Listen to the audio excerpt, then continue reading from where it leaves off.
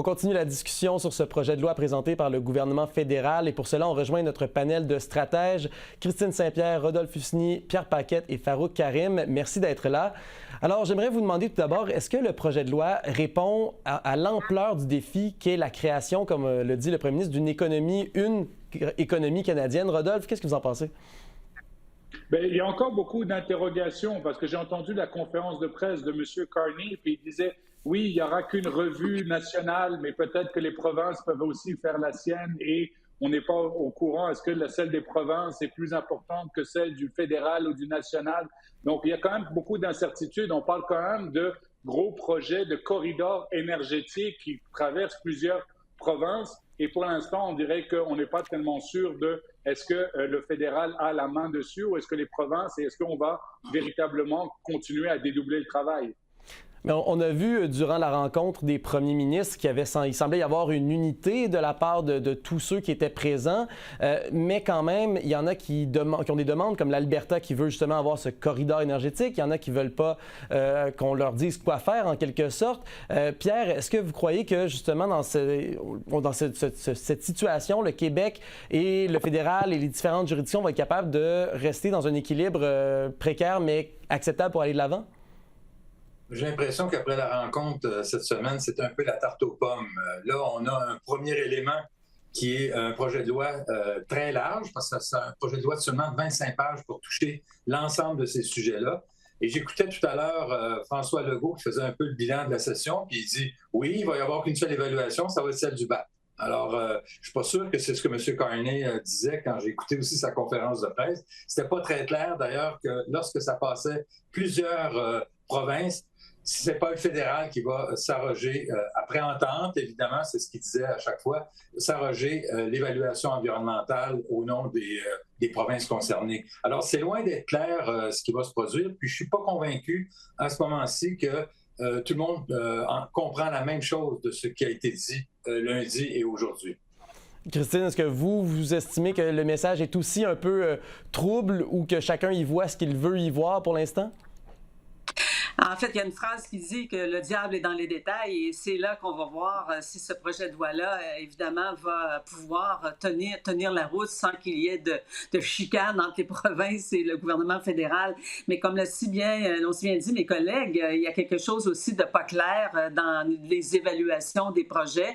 Et M. Carney, dans son point de presse, que moi aussi j'ai écouté à la question, lorsqu'un projet va traverser plusieurs provinces, qui va décider de quoi? Puis au départ, il parle de consensus. Après ça, il dit que ça va prendre, oui, le hockey des provinces. Puis après ça, il dit, ben non, ça va prendre une instance pour décider. Alors, tout ça pour dire qu'il va y avoir, je pense, beaucoup de travail à faire, beaucoup de diplomatie à faire. Les provinces semblent vraiment ouvertes. Là. M. Carney a parlé à M. Legault ce matin. Donc, c'est ambitieux. Il y a beaucoup de choses là-dedans. Oui, il faut accélérer. C'est une bonne chose d'accélérer, mais il va falloir vraiment qu'il y ait des discussions plus claires sur comment ça va se passer.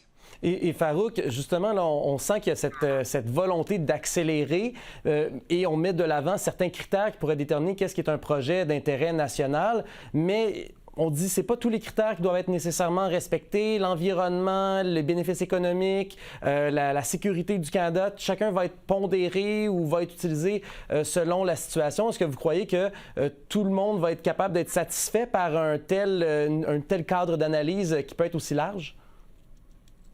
Ouais, j'ai l'impression que M. Carney veut quand même garder ça le plus large possible pour essayer d'inclure le plus de projets possible et ainsi inciter les provinces à accepter ces projets-là. Mais bon, ça fait une dizaine d'années qu'on a un régime législatif et réglementaire qui empêche la construction de ces projets-là selon certains premiers ministres provinciaux et selon l'industrie. Si on change le cadre législatif et réglementaire, bon, peut-être que ça va accélérer la présentation de ces projets-là, mais il y a encore de l'opposition dans les provinces, il y a encore de l'opposition dans la population, il y a encore de l'opposition chez les communautés autochtones. Donc, ce n'est pas seulement que changer le cadre législatif qui va faire la différence. Donc, M. Carney joue gros. Il joue gros aussi avec ce projet législatif qui, en gros, met tout dans un même projet de loi. Et il n'a pas beaucoup de jours pour faire adopter tout ça. Et donc, c'est beaucoup de sujets mis dans un seul paquet et dire à la population et aux partis d'opposition de faire accepter ça. Je n'ai pas l'impression que ça va passer comme lettre à la poste. Et justement, je voudrais vous entendre là-dessus parce qu'il a promis de faire tomber les barrières au commerce entre les provinces et c'est l'autre partie de ce projet de loi. Il a promis de le faire avant le 1er juillet. Est-ce qu'il répond aux attentes qu'il a lui-même mises de l'avant? Est-ce qu'il garde cette crédibilité, Farooq? Il marque le pas. Hein. Depuis la course au leadership, la pièce maîtresse de M. Carney, c'est les barrières interprovinciales et c'est les grands projets nationaux. Hein. C'est pour ça, en grande partie, qu'il a été élu, en plus de la négociation avec les Américains.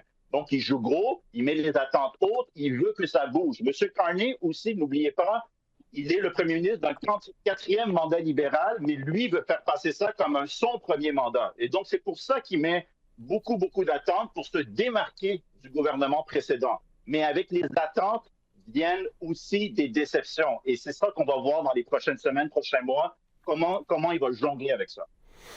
Et on a vu aussi Mark Carney, parce que là, on parle de ce projet de loi, mais il y a quand même eu des développements vraiment intéressants sur la scène internationale. Je voudrais vous entendre là-dessus. Il a fait des ouvertures à la Chine hier. Il a invité le premier ministre Narendra Modi à venir au G7.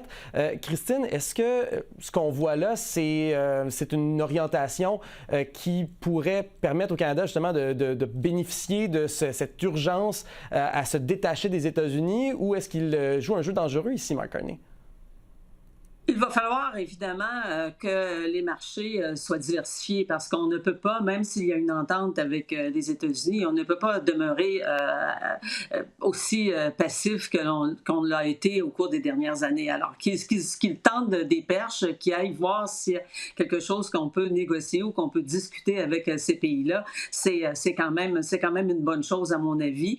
On va voir aussi comment, avec ses partenaires du G7, comment des choses vont se dérouler lors de ce sommet-là. Il a beaucoup de marrons au feu. Et là, sur la scène internationale aussi, ça va être vraiment... Il a mis la barre très haute. Il est très ambitieux. Et évidemment, il veut se démarquer de l'ère Trudeau. Et vous, Rodolphe, si vous étiez conseiller du premier ministre, comme vous l'avez été, lui auriez-vous conseillé de tenter de recréer les ponts avec la Chine, avec l'Inde, alors qu'il y a toujours une enquête? Il l'a souligné d'ailleurs, M. Carney, en conférence de presse. Est-ce que c'est le bon moment d'essayer de recréer les ponts? Oui, je pense que oui, parce qu'il y a plusieurs, à l'international, des relations qui étaient vraiment personnelles, où en fait, il n'aimait pas Justin Trudeau. On l'a vu, par exemple, avec le voyage en Inde, qui était une catastrophe. Donc, je comprends tout à fait qu'un nouveau premier ministre qui vient de prendre ses fonctions, qui a été élu, ait une communication avec la Chine, bien évidemment, avec l'Inde surtout, parce que, écoutez, le G7, ça dépasse aussi le Canada. Le Canada est la présidence du G7, mais on ne peut pas comme ça économiquement ignorer en tout cas l'Inde. Et oui, pour la Chine, je pense que c'est une opportunité juste de renouer le contact, parce que, à ce que je me souvienne, il n'y a pas eu de contact avec la Chine depuis bien longtemps, à part des contacts qui n'étaient pas très positifs. On se souvient, par exemple, de face-à-face entre le président Xi Jinping et Justin Trudeau, je pense, en marge de certains sommets internationaux. Est-ce qu'on va tourner la page sur l'épisode Meng Wanzhou et des deux Michael? En terminant, je voudrais vous entendre sur l'Assemblée nationale du Québec avec François Legault qui a fait son bilan. On sait que ça arrive alors que, il y a un scandale qui fait couler énormément d'encre au Québec. Qu'est-ce qu'on doit retenir et qu'est-ce que François Legault doit avoir en tête pour les prochains mois, là, pour l'été? Pierre, qu'est-ce que vous en pensez? Je pense que François Legault veut que les Québécois voient les résultats positifs au plan économique de la présence de la CAQ au gouvernement. Mais ceci dit, au cours des dernières semaines, le gouvernement s'est isolé incroyablement. Là, on va adopter aujourd'hui la loi 69 avec le bâillon. Le seul allié que le gouvernement avait, c'était Hydro-Québec. Et M. Michael Sabia qui a été nommé par François Legault. Même chose pour le régime forestier. Les seuls alliés que la CAQ a, ce sont les grandes forestières. Alors, c'est un petit peu ça le problème du gouvernement et de la CAQ, c'est qu'actuellement, ils s'isolent de plus en plus de l'ensemble des intervenants. Et évidemment, le scandale de Saclic va être un petit peu la cerise sur le sundae. Moi, je pense qu'ils vont avoir de sérieux problèmes au cours des prochains mois. Puis ça ne m'étonnerait pas que M. Legault quitte en cours de route avant l'élection pour donner la chance à quelqu'un d'autre de reprendre le gouvernail. Christine, je vous laisse le mot de la fin, les 10 dernières secondes. Vous recommandez quoi à M. Legault pour ces mois d'été? de bien réfléchir, de bien jouer au tennis et de réfléchir pendant qu'ils jouent au tennis. On va s'envoyer la balle autrement que à l'Assemblée nationale. Merci beaucoup à vous quatre et je vous souhaite une excellente fin de semaine. On se retrouve sous peu. Au revoir. Merci. Au revoir.